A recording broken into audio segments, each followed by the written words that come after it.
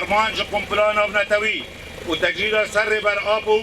دولت ناونتوی به پیشنگی دولت ترک و گلادیو خودبین که مابین ریبر آبو و گل کرد و گل اشتخاص و گل آزادی خود کن لیل همبر و قنبله ریبر آبو دی امرالا زندانا امرالی دا برخدانیک عجر کرد به فکر و فلسفه نتوی دموکرات لسر في اساسی 2 سال در باز بین حتی نکا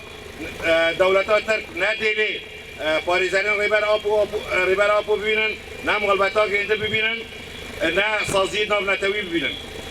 لسر في اساسی ولی فیدمه که سازی ها CBT لجنة مناهضة تعذیب در باسی امرالی بی بعدی امرالی هات حتی نکا چه داخانی آشکار نکرد روش ریبر آبو زلال نکرد همچنین خطریک زیده سر ریبر آبو سر تندرستی ریبر آبو سر به اساسی اما گوازی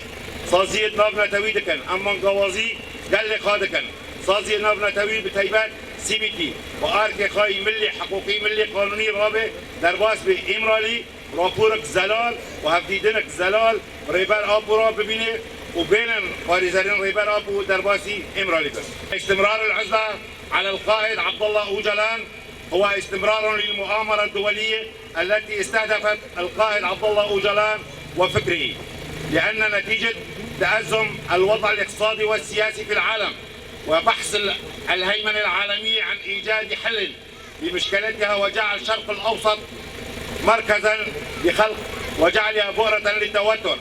وفرض خريطة الشرق الأوسط جديد ونتيجة فكر القائد عبد الله اوجلان وتشخيصه للمسألة والمشكلة العالمية من الناحية السياسية والاقتصادية والثقافية وغيرها من كافة الجوانب تآمر المجتمع الدولي وبقيادة منظمة جلاديو فقاموا بالمؤامرة الدولية باعتقال القائد وخطفه وتسليمه إلى دولة تركيا وإيداعه في سجن إمرالي وما زالت هذه مؤامرة مستمرة نتيجة العزلة المفروضة على القائد علما بأنه مضى أكثر من 23 عاما على إيداع القائد في سجن إمرالي وما زال الحقوق الممنوحة للقائد الحقوق من لقاء أسرته من لقاء محاميه من لقاء منظمات دولية تحرمه الدولة التركية من هذه الحقوق علما ما تقوم به دولة الاحتلال التركي يخالف كافة المعايير والمواثيق الدولية وأصبح منذ 2 سنين لا يوجد هناك أي لقاء لا بين القائد عبد الله اوجلان ولا بين محاميه ولا بين أسرته لذلك نحن نناشد المنظمات الدولية وعلى رأسها هيئة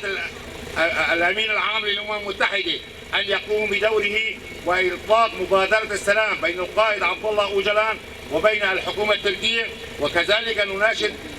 لجنة مناهضة تعذيب CBT أن يقوم بإرسال لجنة فورية بالذهاب إلى إمرالي واللقاء بالقائد عبد الله اوجلان وكذلك السماح لمحامي القائد عبد الله اوجلان واللقاء به واعطاء تقرير واضح وصريح وبث مباشر للقائد عبد الله اوجلان على قنوات التلفزيون لنتاكد من صحه القائد ووضعه في امرالي. سلوك جيان نابي. سلوك جيان نابي. سلوك جيان نابي. برخودانا امرالي.